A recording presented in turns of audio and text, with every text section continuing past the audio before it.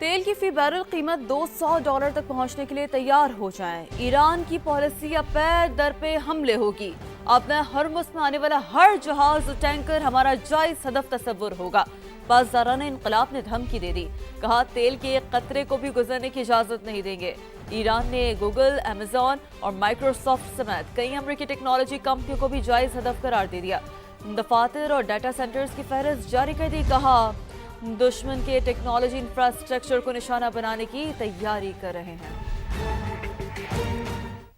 Iran के Israel पर जवाबी हमले, हिजबुल्लाह के साथ मिलकर सैकड़ों रॉकेट दाग दिए। तल अबीब समेत पूरी सहूनी रियासत में सायरन बज उठे। आयरन डोम ईरानी मिसाइल रोकने में नाकाम।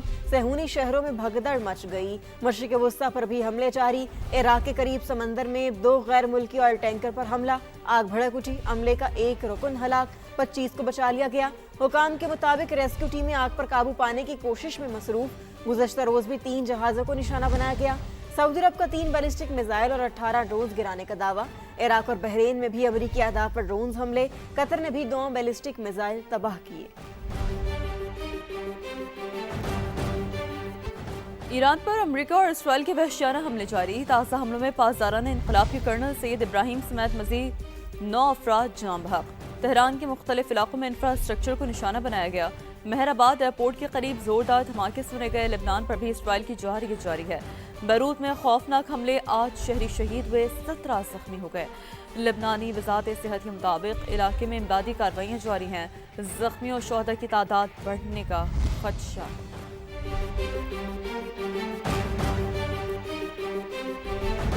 ईरान में बच्चियों के स्कूल पर हमले का जिम्मेदार अमेरिका निकला। अमेरिकी फौजी तहकीकात में बड़ा इंकशाफ। अमेरिकी अखबार न्यूयॉर्क टाइम्स हकायक मंजर आम पर ले आया।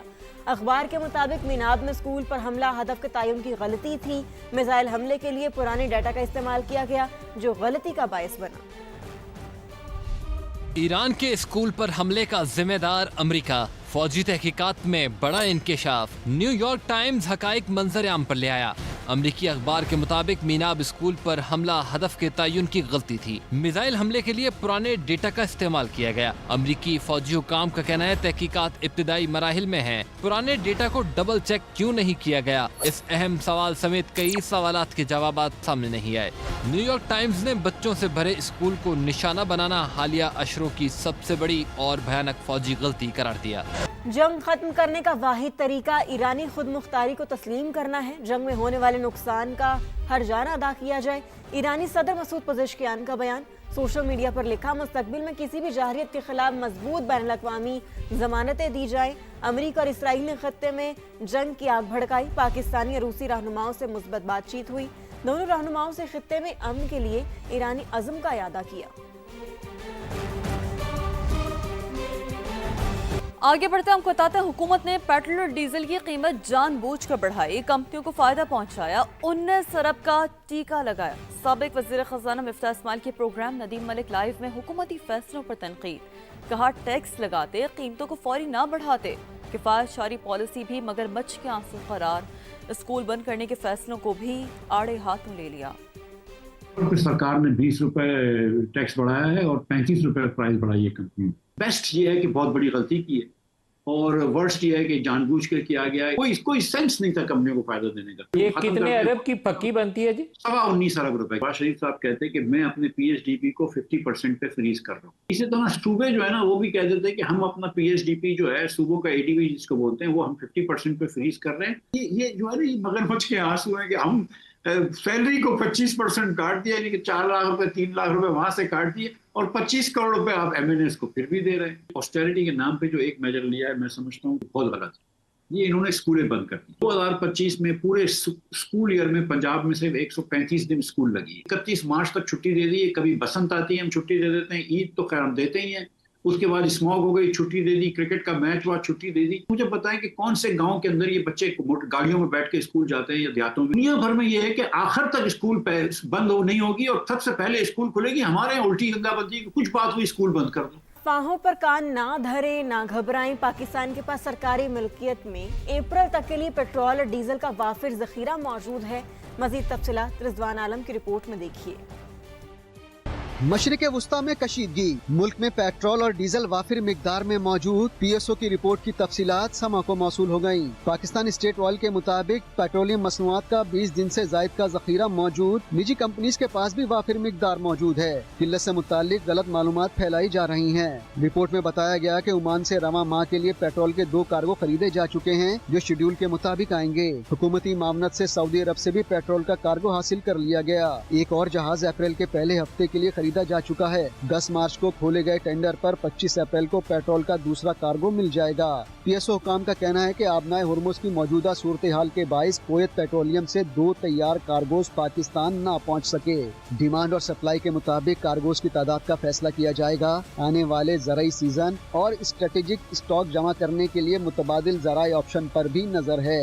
सैयद रिजवान आलम, समा, कराची। इसराइल की सफ़ाकियत माह मुक़द्दस में मस्जिद अक्सा के दरवाजे मुसलमानों पर बंद कर दिए। 8 इस्लामी ममालिक की शदीद मजम्मत। पाकिस्तान, मिस्र, उर्दन, मुत्तहिदा अरब अमारात, इंडोनेशिया, तुर्की, सऊदी अरब और कतर के वज़राए ख़ारजा का मुश्तरका बयान जारी कर दिया गया।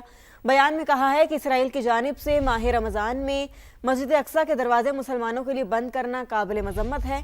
इबादत गाहों तक जाने पर इम्तियाजी रुकावटें बैनुल-अक़वामी कवानीन की खुली खिलाफ वर्जी है। और पाकिस्तान में शवाल का चांद 19 मार्च को नजर आने का इम्कान है। स्पार्को ने ईद उल फितर 21 मार्च को होने की पेशगोई कर दी। स्पार्को के मुताबिक शवाल 1447 हिजरी का नया चांद 19 मार्च को सुबह 6:23 पर पैदा होगा। उस रोज गुरूब आफ्ताब के वक्त चांद की उम्र तकरीबन 12 घंटे 41 मिनट होगी, जिसकी वजह से उसके नजर आने के इम्कानात इंतहाई कम हैं। शवाल के चांद की रोयत का हतमी ऐलान मरकजी रोयत हिलाल कमेटी करेगी। तो लाहौर में सहरी के वक्त होने वाली बारिश से शहर का मौसम सुहाना हो गया। ठंडी हवाएं चलने से दर्जा हरारत में कमी हुई है।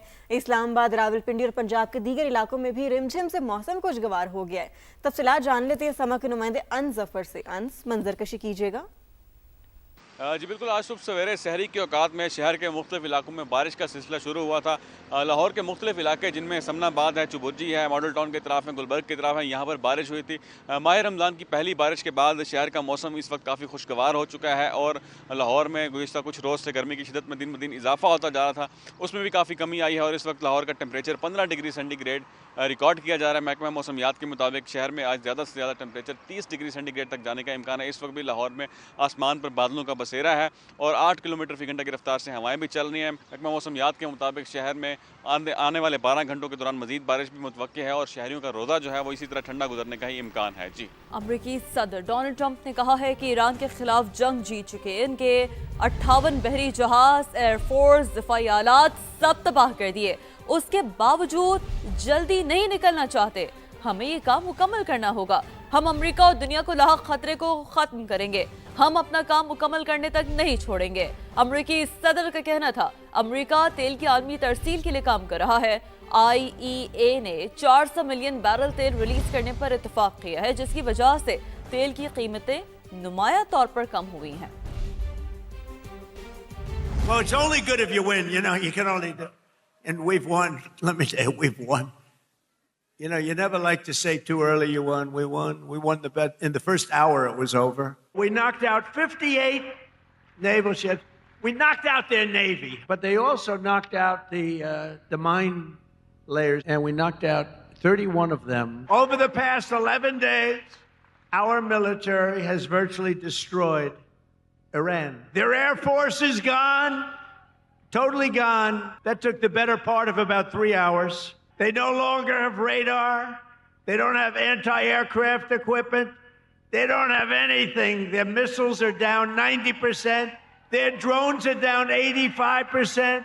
We're blowing up the factories where they're made left and right. After midnight hammering, then we left. We figured that'll be the end of them for a while. But they started again. That's why we got to finish it, right? We don't want to go back every 2 years. And oil prices are already coming back down, and it's going to come down. But we're not leaving until that job is finished, and it's going to be very fast. My administration, as you know better than anybody, is also working to keep the oil flowing. It's flowing all over. Earlier today, the International Energy Agency agreed to coordinate the release of a record 400 million barrels of oil from various national petroleum reserves around the world. which will substantially reduce the oil prices as we end this threat to America and this threat to the world. We don't want to leave early, do we? We got to finish the job, right?